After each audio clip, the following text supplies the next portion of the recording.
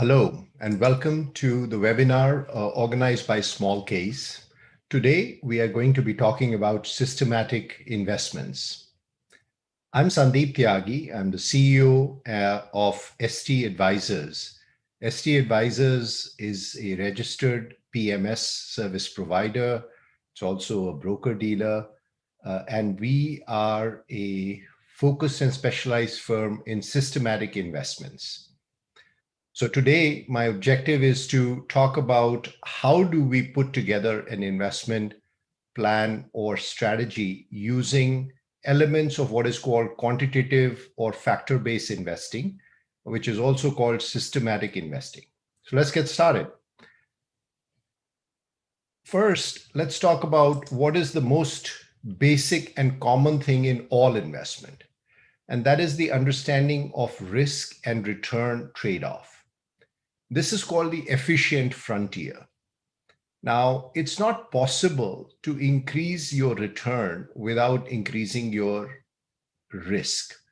The reason it's not possible is if it was possible to get higher return without increasing the risk, everybody would try to get that part of returns, and then it would equate because there'll be more demand for that, so the return would start coming down.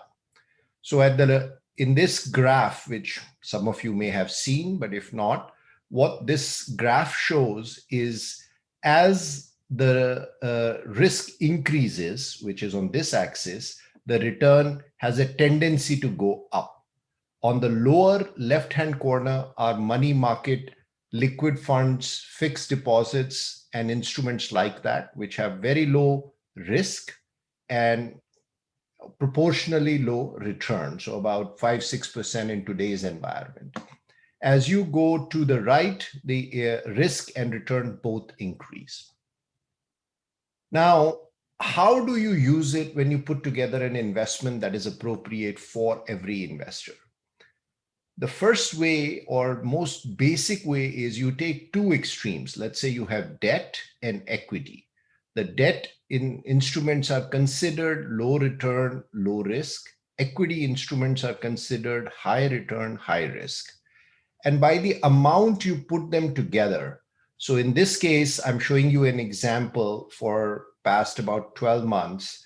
If you had mixed different debt and equity, starting from 100% debt to 100% equity, your performance would have been as follows. The return would have increased from about 7% to 36%, and the risk you would be taking would have increased from 5 to 22%. So the first part of doing systematic investments is understanding where on the spectrum do you want to invest? How much risk do you want to take? And consequently, what is your expected return? Doesn't mean that's the return you're going to get every year, month after month, but over a period of time, what could you expect to do? Now, last 12 months have been phenomenal. So these returns are not indicative of what you may get in the next 12 months, but this is how it turned out in the last 12 months. Moving on, I'm going to now talk about systematic investment. In systematic investment, it's about finding the right balance of risk and return by understanding historical patterns. This is the most basic rule of systematic investment, that history repeats itself. If I were to tell you the most biggest difference between fundamental-based investments and quantitative investments, a fundamental-based investor is always trying to read the market and find patterns which had never happened before. They may have a view how the economy would move, what would happen in a pandemic, what would happen if the elections come out one way or the other. Whereas quantitative investment is trying to find things which are of historical pattern. So they always are trying to answer the question of what's the right investment by looking at data in the historical returns that have been observed. So what kind of questions one might ask? Do stocks which have good return for the past 1 month, will they give good returns in the coming month? This is called momentum investing.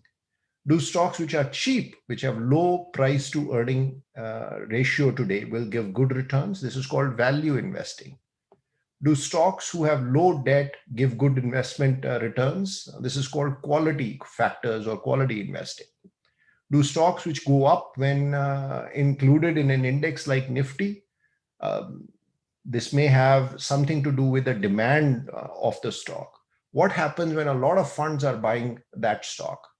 What happens to small companies relative to the large companies in the same space? If you're going to try to buy a pharma or an IT company, should you buy a large company or a small company? Which sectors are good? Is it good to buy banks, pharma companies, tech companies? And finally, what type of investment strategy will work now as opposed to 1 year ago or 5 years ago? All these questions can be answered by looking at historical data. And this data is available going back not just years, but decades. And we can look for these patterns and find how many times, every year, even if you're looking at about top 500 companies, you have data of how many of those 500 companies, what were their returns last month, what were their returns the month prior to that, and you can make a judgment, does momentum investment work? Same thing with PE and all the other questions that I have mentioned. Now, moving on, I'm going to give you, and this is something that we'll be happy to share in the comments of the webinar as well. There has been a lot of research, and I have just mentioned three famous papers which are here. These list, and it started, I think, the first person to identify these kinds of factors were Pharma and French. And they identified that there are only very, very few systematic factors by which people can find how returns are generated. Since then, a lot of people have done research, and Jagdish and Titman is a very famous paper, and the last one of Green, Hand, and Zhang is also a good paper. They list over 100 factors which have been hypothesized and shared with people to say, maybe this is a good factor for us to look at and how to generate returns.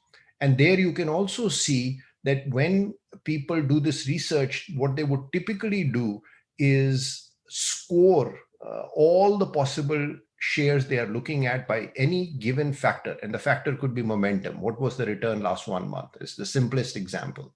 And if I sorted all the 500 stocks by this factor, then what I expect is the top 50 stocks which had a good return last month, those are the ones I'm going to buy. I'm going to ignore the other 450 stocks. And I hope that those 50 stocks will outperform the 500 that I was looking at. That's the basics of how systematic investment works. That's how you put together a strategy and say, these are the factors I'm going to base my strategy on. Then this is how I'm going to create a portfolio. Now, here is how someone may put together a systematic trading strategy. The first step, as I mentioned, is to find lots and lots of historical data. So for example, in this case, the building blocks are, we have created maybe over 100 different factors that we look at. We look at what shares are in which index and what's going on with them in terms of being included or excluded. What is institutional holding? What funds are being bought by FPIs, by mutual funds? Where are insiders, meaning the management, buying or selling? Sector and industry rotation, what sectors are doing well as a whole, not just an individual company. Then we look at sub-industry factor. There are about 44 sub-industries that we look at. And there are about 11 industries that we analyze in depth to understand what's going on at the industry and sub-industry level. And then finally, there are technical indicators.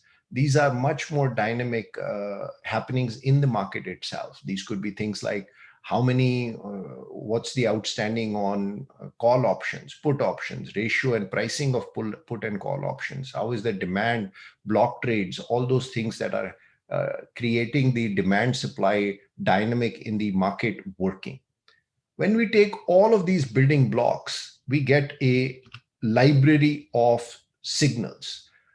In our case, we may be looking at well over 100 of such factors by which we are trying to assess whether a particular stock will go up or down.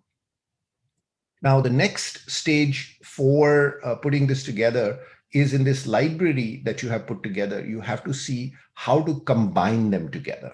Now, this in itself is a big area of research. There are many, many ways of combining them. Simplest way is you give equal weight to all your factors. But that's not to be a very efficient method, because some factors work at some point and then they don't work. This is why we have to build the third leg of this building block is called a regime estimator, which means we have to understand what is happening right now. Is momentum working? Is value investing working? Is a given factor out of our library of 100 factors working well? That has to be estimated somehow. That can be estimated by looking at it, what types of environment does this kind of factor work? What kind of environment is it right now? What has been working recently? And when we put that together, we are able to estimate which factors are we going to give more importance right now. Now, that is also done purely systematically. There is no portfolio manager. I don't sit there and say, this month I'm going to give more weight to this, or anybody else who sits and give any weight to a given factor. It's done based on a system, a math equation, which has been derived out of our experience by looking at historical data. Combining these three things together, we get our portfolio that we say this is what we are going to invest in this ratio. Okay. Now, as I move on, the next part is how do we build a cone of confidence? This is the biggest issue with building a quantitative strategy is we have to be confident that we are not looking for a pattern. There is a basic tendency of human mind that we find patterns in everything. If you look up in clouds, we can see a shape of Ganesha somewhere, or we can, I don't want to necessarily make into a pattern, but there is a big reason why people believe that our brain itself has a capacity to find pattern, and that has been wired into our brain. So if we were the ones who survived were the ones who could find a pattern in the jungle, if there was a slight movement, was that a lion or a tiger which could eat us? So we are always looking for patterns, and that leads us to a tendency of finding a overfitting of a pattern, which means that maybe the thing is not there, but we think or we feel that it might be there. So this tendency has to be controlled when you are building a quantitative model. And the way you do it is when you build the model, you not only build it using data of, let's say, as long, maybe 10 years, 20 years of data is what you need to do so you can see it over a period of time. But then you stop doing your development and you check it for some period of time. Does it continue to work? We use something called confidence cone. In this case, there are these 4 lines that are plotted here. The blue line is the expected return that one may have. So over 6 months, let's say we think that we will generate whatever return. In this case, it's showing 20% is the expected return over 6 months. And then you have the orange and the gray line. The orange is the best return that you could see that has happened historically. And the gray line is the worst return that has happened. Now, when you start deploying your model, you've got to monitor how it is doing. Because what happens very quickly is in many quantitative models, it looks great when you backtest it. But when you go into the market, it doesn't work. And as soon as you find out for any given period that it is working outside the range of what it has done historically, you must stop, because there is something that has changed in the market. That means the history is not repeating itself. The history has stopped behaving in the pattern that you had observed. And now you need to do something about it, learn something more, and go back and build a better model. So when you have the confidence that you have built something which is working, which is not overfitted, which is finding a pattern that is still repeating, still working well, then you can go and deploy a systematic strategy. Now, the question will always remain, there are many people who do this. Is it luck or is it skill? This is a screen and a type of analysis that you can do in a Bloomberg. This is called an attribution analysis. The attribution analysis says, when you give me a portfolio of stocks and investments you have done, how do I figure out whether you were just lucky or you were skillful? And if you were skillful, what were you skillful in?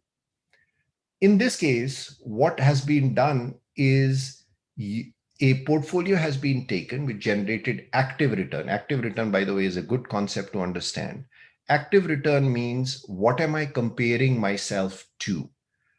All of you are small case investors. Small case does a very good job of putting a benchmark against every portfolio, every small case. The benchmark is the average of investment if you want to invest like that. So if you want to invest in a particular way, let's say you want to invest against BSE 500 or you want to invest against Nifty 50, then that is your benchmark. Now, you have to measure yourself in terms of active return. If the index is up 30% and you are up 31%, your skill part is 1%. Your beta part, which is the overall index, is 30%. So in this case, the active return was 23%.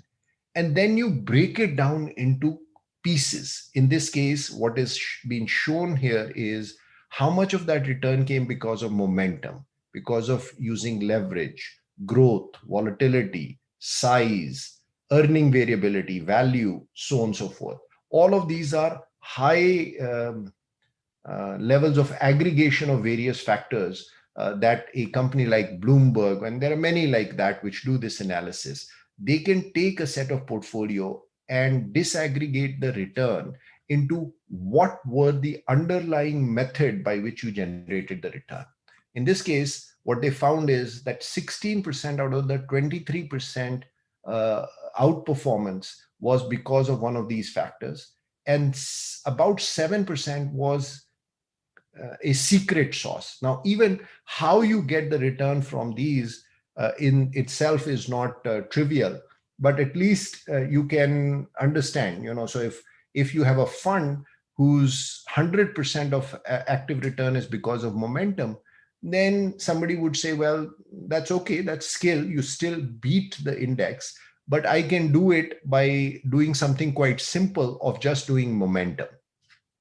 So I can just see historical returns and then decide what to buy or sell. And that's how you are generating the return. So the more the skill of the fund manager in terms of not just doing as well as the index, which in itself is very hard. And as the industry becomes more and more competitive, for example, in an industry, in an economy like United States, it's very difficult for fund managers to beat the index.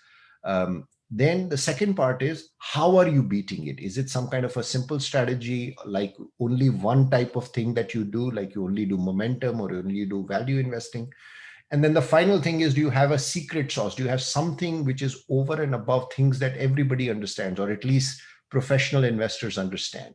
So those are the three levels. The first is, what's your active return? Second is, how much are you doing by going through each factor, which everybody knows about?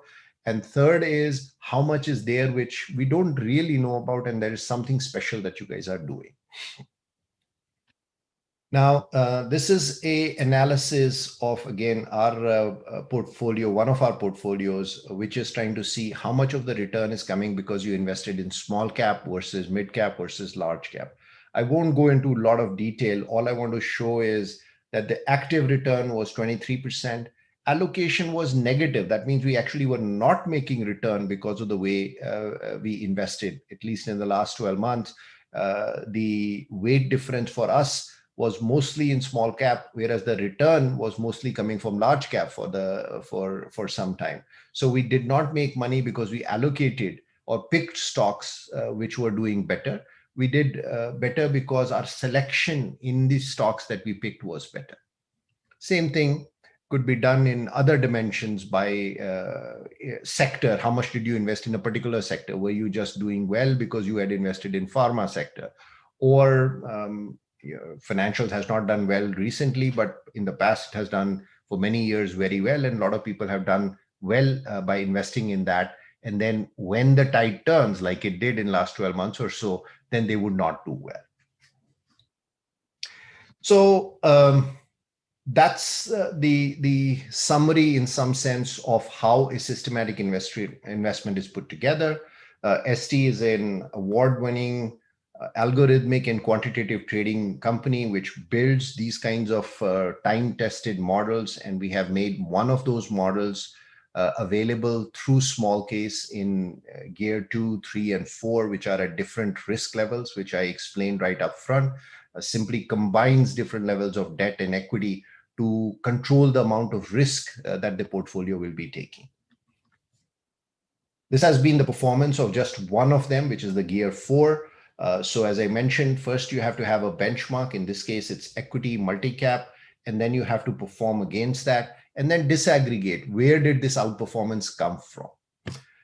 So we are at about 21 minutes. I know that you have lots of questions, so I'm going to stop, and I'm happy to answer any questions.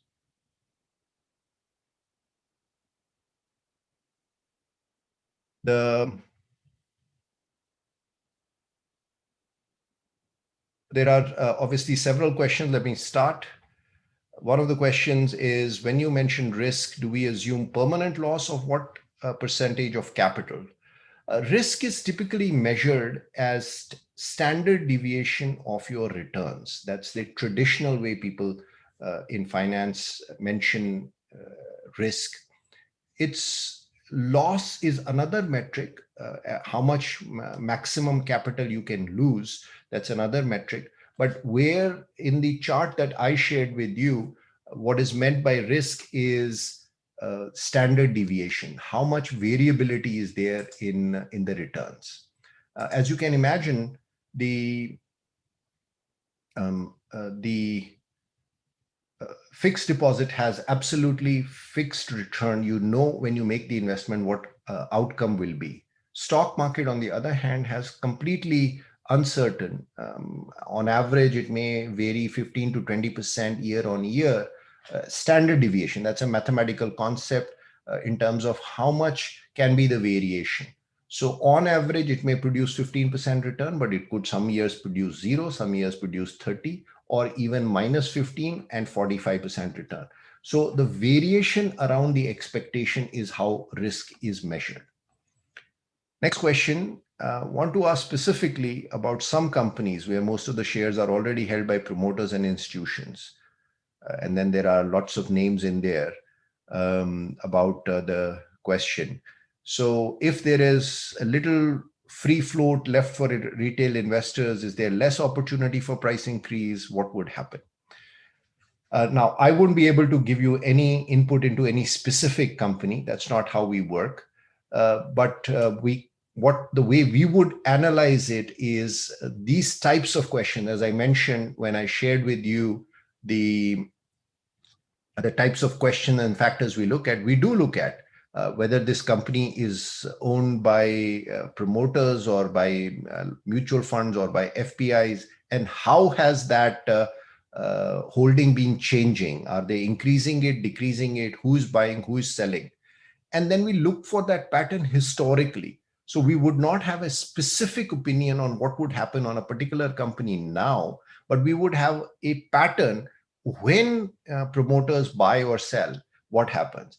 When the free float is small, what happens? So that's how we would answer. I wouldn't be able to answer the specific question on the company you mentioned, but that's the answer overall. Do you think retail investors can do systematic investment, or is it very specialized, which only experts or people in finance and mathematics can do? Well, systematic investments can be done at many levels of detail and effort. The most basic way of doing systematic investment is you first decide what is the risk tolerance you have.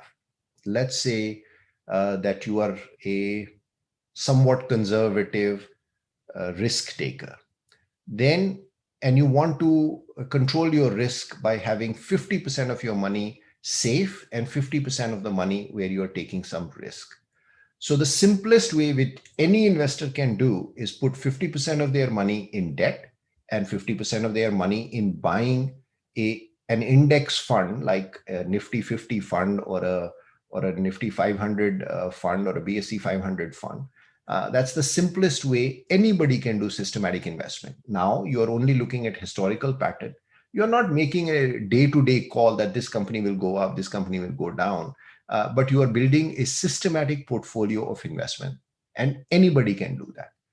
The kind of work I just took you through, where you have to collect data over 10, 20 years, you have to understand hundreds of factors, analyze them, keep uh, finding patterns and building mathematics. That is a specialized job for which you have to have not just well educated people with maybe business, engineering, mathematics background, but you also need a lot of computer infrastructure. You need to pay for a lot of data sources to collect all this information in a systematic way. So there is a spectrum all the way from just doing systematic investment based on what percentage I'm going to keep in fixed income and equity, and I'm going to invest both in index, all the way to building lots and lots of systematic factors and a sophisticated engine to put it all together. Next question. You said a lot of historical data needs to be analyzed. What data are we talking about, and where can we find that data? So I think I tried to answer that. These data is available from lots and lots of different places. Certainly, you can find it from providers like CMIE, from Bloomberg, Reuters. You can find data from SEBI's website. NSE data feed itself gives you a lot of information about how the stock has been doing. So the historical trading data, how many, what block trades, bulk trades, information like that is available in many different sources. And some quantitative investors obviously go to great lengths to find all kinds of detailed data. In some developed markets, there is even drone footage or satellite image that are collected to say how full are different malls, how full are different stores. So I can assess whether those stores and malls, those types of companies will have higher sales or lower sales. How are the crops doing? From satellite image, you can find out. So the data is tremendous. If you would like to do some of this work yourself, I would urge you can start with something like a financial website which has a lot of information, and try to ask a hypothesis question. What is your intuition telling you? And the simplest one is momentum. A lot of people understand that if the stock price went up in the past X period, it could be 1 day, 1 week, 1 month, then would it continue to go up in 1 day, 1 week, 1 month? It's a very basic hypothesis. You form a hypothesis, look for that data, and try to validate it. Portfolio allocation for millennials. Would you recommend online financial advising companies in India? Well, that's a bit of a loaded question. I run one. I definitely believe that we do good work, and we do science-based work in doing how to invest properly, and we try to make it very convenient and seamless. So the type of portfolio we have put on smallcase and on our website, which is pro.gullak.com, GULAQ.com. There are lots and lots of tools which we believe that millennials and people who are comfortable with using apps and websites will find interesting. This is the democratization of knowledge and advice. A lot of these tools were only available to people with lots of money, and were given by banks in very, very selected way, and not because they were trying to hold something. It's very expensive to give it to everyone. But now with technology, now the cost of delivering it to everyone is come down dramatically. And that's what we are working on. So we do think there are lots of people doing good work. Of course, you should do your own research. I know we do a very detailed work and try to make it very easy for millennials to come and invest with us. Next question, what would be a good investment for a young person who has just started his career amongst your gear 2 to 4 small cases? So the answer to that question depends on your particular situation. If your situation is such that you are well educated, you don't have a lot of immediate responsibilities in terms of you need to take care of a lot of financial needs right away. Maybe it could vary from you have some loan that you have to repay because you took that loan to complete your education, or maybe your parents need some support from you, or your siblings need support from you immediately. That's one situation where you are in a tight financial situation, all the way to that you are young, very well educated, you're making a lot of money, and your needs are very limited. Nobody is depending on you to support them, and you are making more money than you need in the near future. These are two different types of risk profile. For the first person, gear 2 is better. For the person who is able to take more risk, gear 4 is better. In another one of my videos, I gave an analogy that investment and driving are somewhat related in this sense. In driving, do you say, should I drive it at 40 kilometers an hour or 100 kilometers an hour or 60 kilometers an hour? Well, it depends. What is the situation? If it's a nice, bright day, clean road, you have a good car, and it's empty road, and it's safe, the speed limit is allows you to go up to 70, 80, 90, you can drive it, it's safe. But on the other hand, if it's deep, if it's dark, you are on a mountainous road, and it's raining or snowing very heavily, then it's better for you to be very careful and drive slowly. Same thing with investment. It depends on your situation and your risk profile. And we and several other companies provide tools for you to assess your own risk tolerance. Once you know your risk tolerance, then you can decide what's the right level of investment for you. Okay. I think those are the questions I have seen here. I can give some more answers to the types of questions I'm hearing. But let's continue the question on maybe along the journey of how does an average investor build something like this? And I guess what I would say is the first question you should ask is, are you really good at understanding the information and patterns and build on that knowledge one step at a time? So I think the first one is, are your stock picks doing better than the index? So do you have active return? And then you build it between fixed debt, fixed income, and equity, as I mentioned. Oh, there are a lot more questions here. Good. How much would be broadly the ratio of debt and equity for portfolio for both minimum and maximum? Yeah. So as I mentioned, it varies from 100% debt to 100% equity.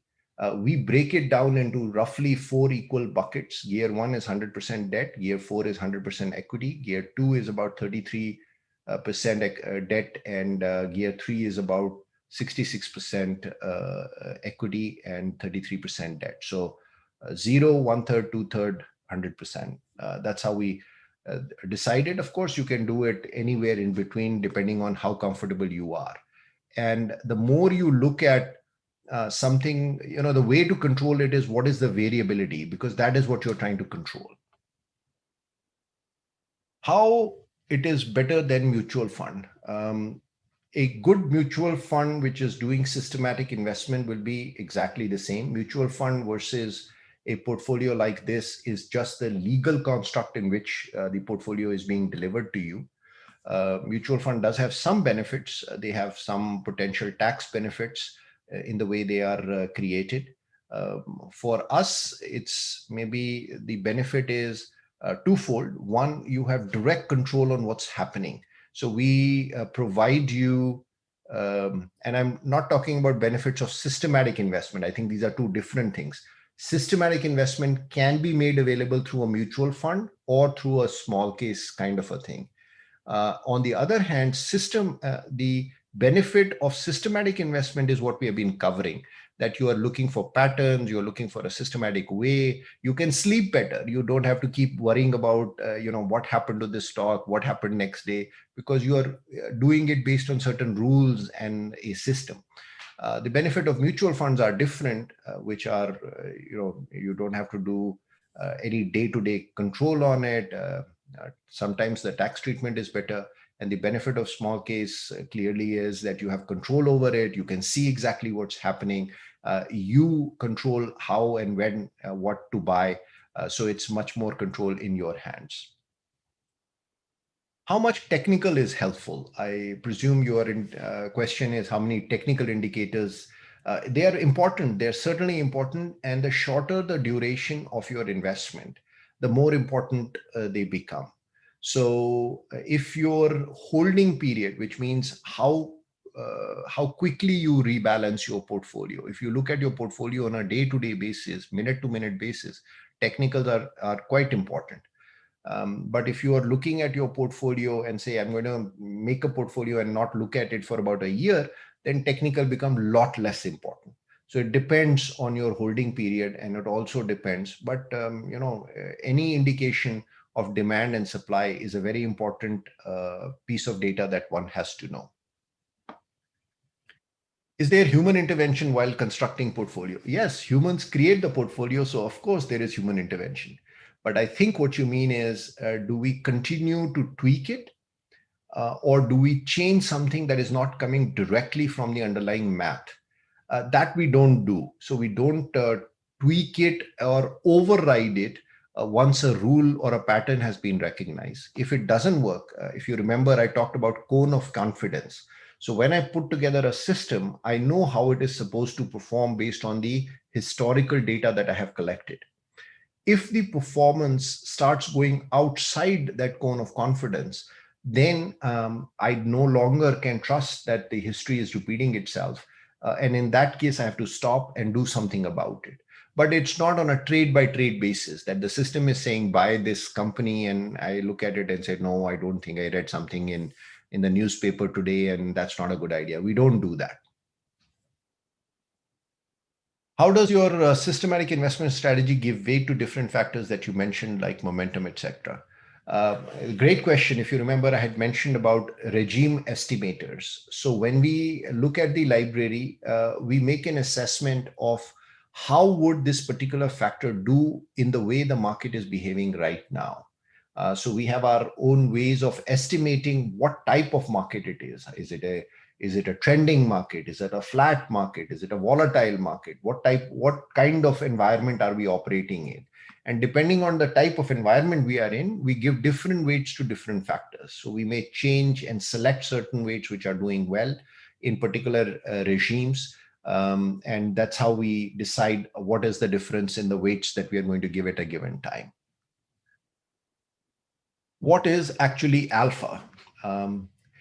Alpha is something that is used, it's a Greek letter, obviously. It's used in finance to indicate how much are you doing over and above an index that you are comparing yourself to. So if I tell you that this portfolio is going to invest out of companies which are in Nifty index or Nifty 50, then my index is Nifty 50.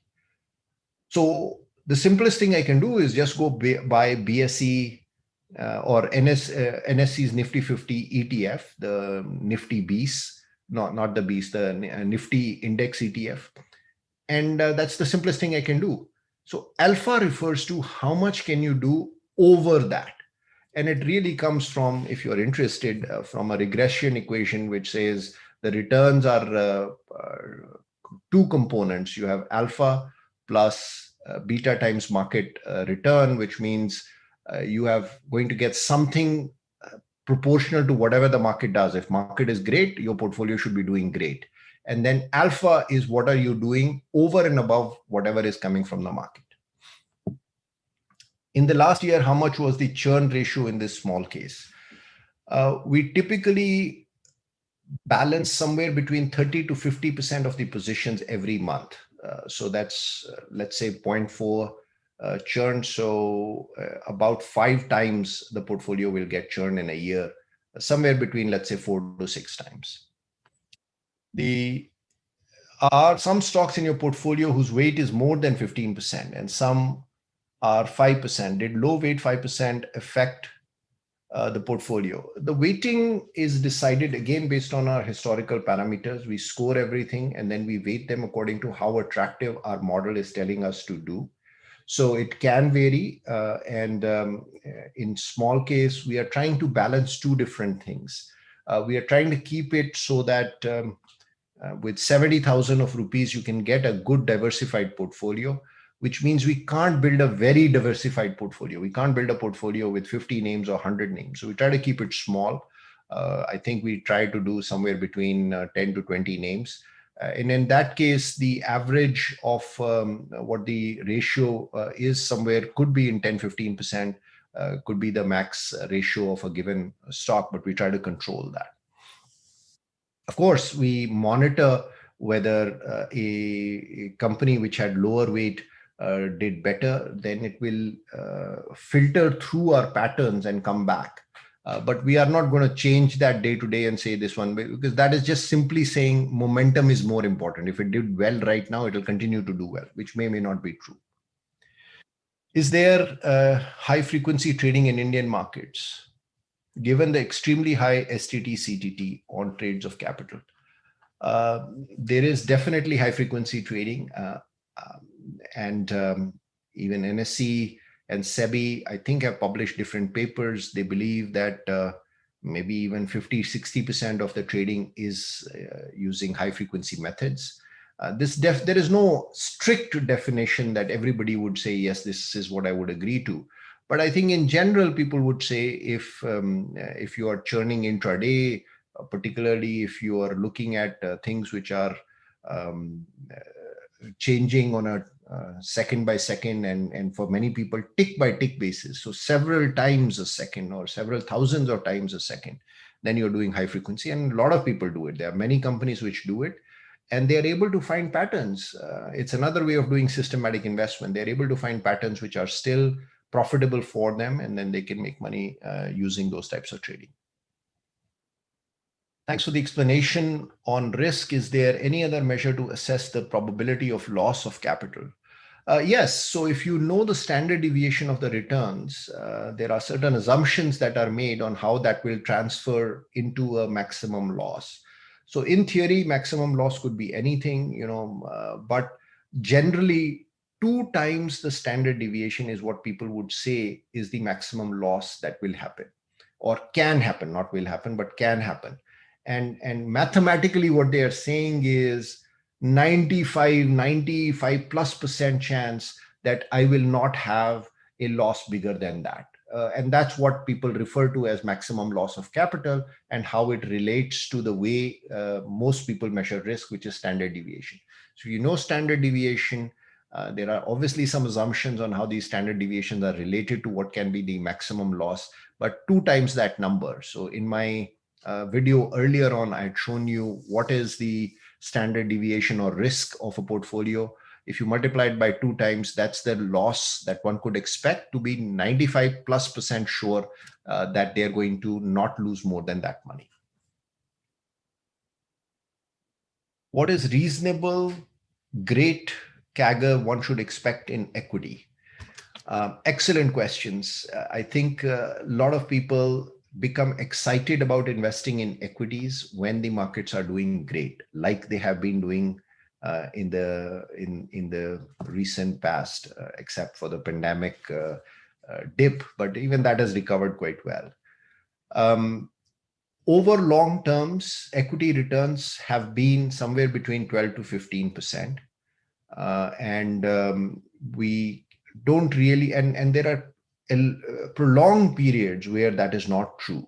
So in US markets, in the year 2000 to 2010, the equity returns over that 10-year period ended up being nearly zero or just slightly positive.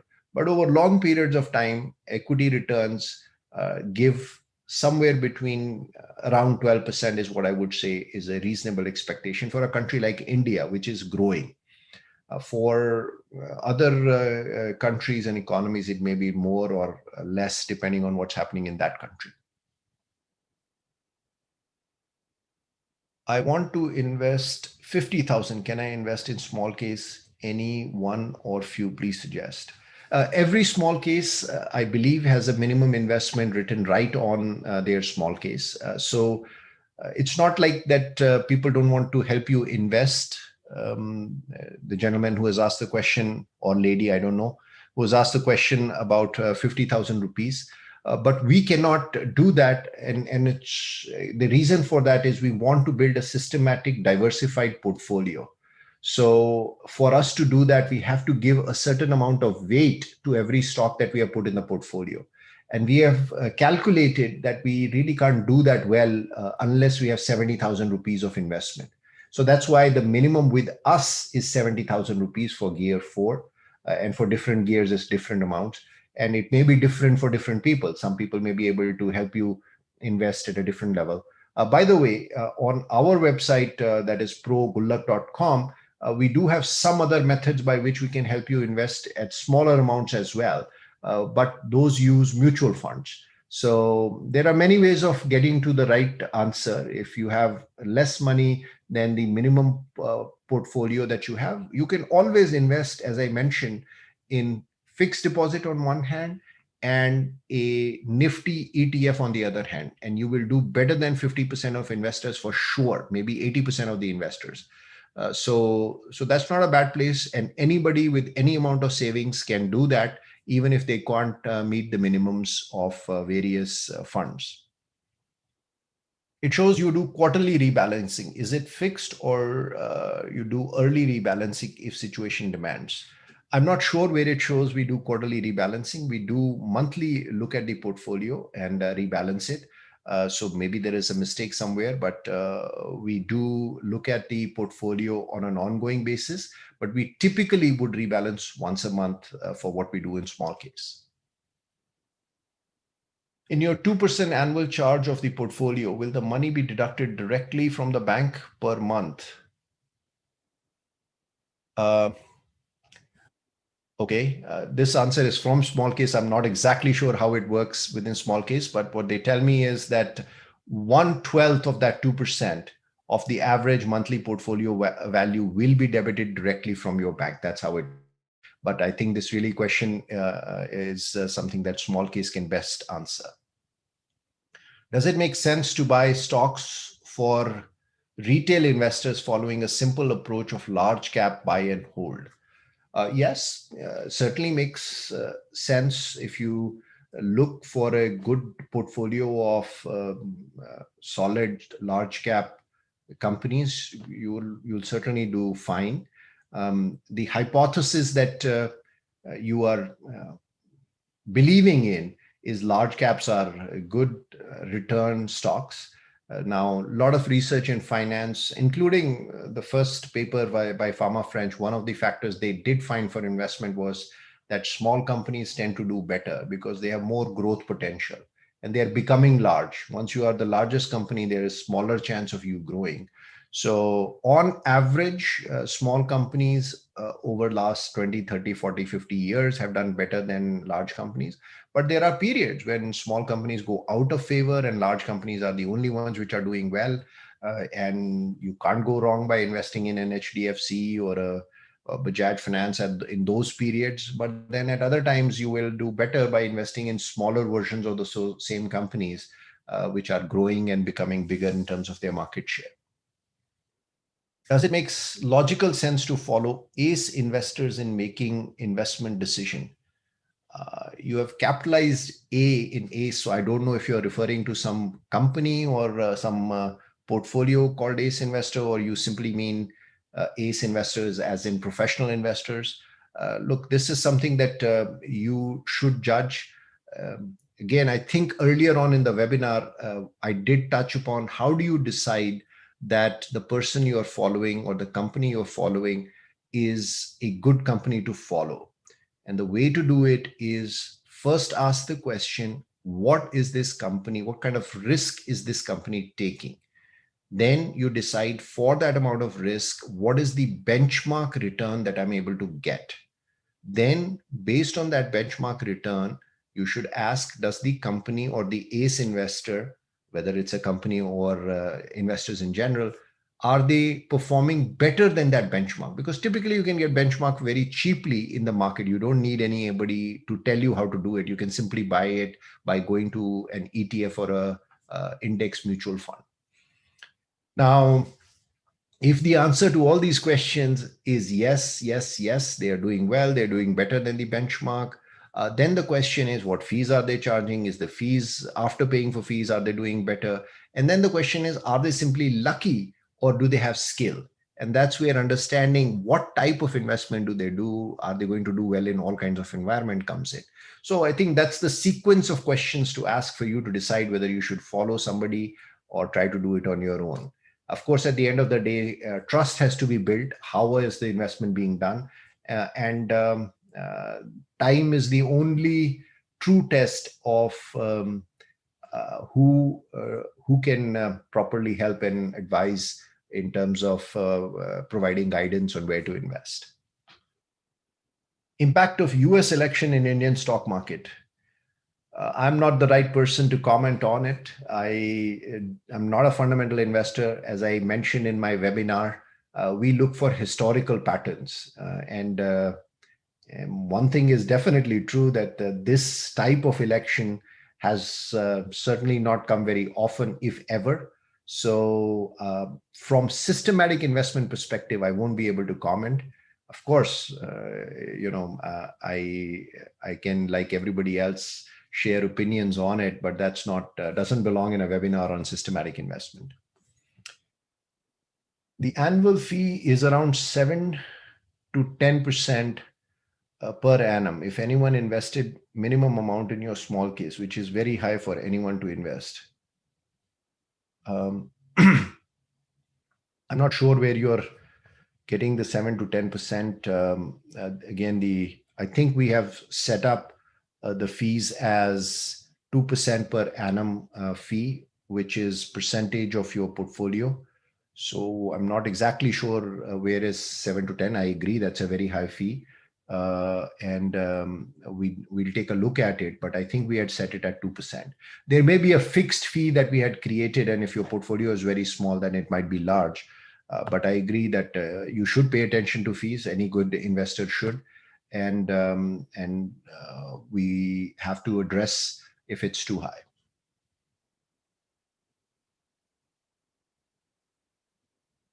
Okay, I think we are almost coming to the end of our webinar time. I believe there are still plenty of questions. You are welcome to connect with us via chat. Let me share some of our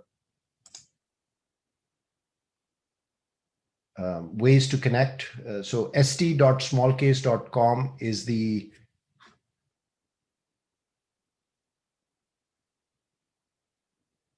small case which we have put together, which is a systematic investment stock case, a small case.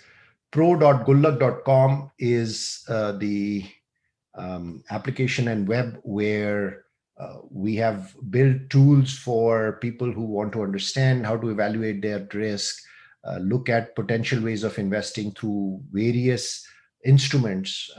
So we can do things like address what goals are you building, what kind of a portfolio you have, help you optimize your portfolio, do other things.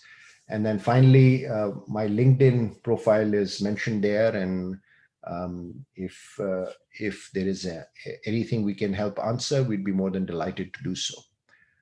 Thank you very much. I hope this was useful for you, and I hope you become a much better disciplined and educated investor. Thank you.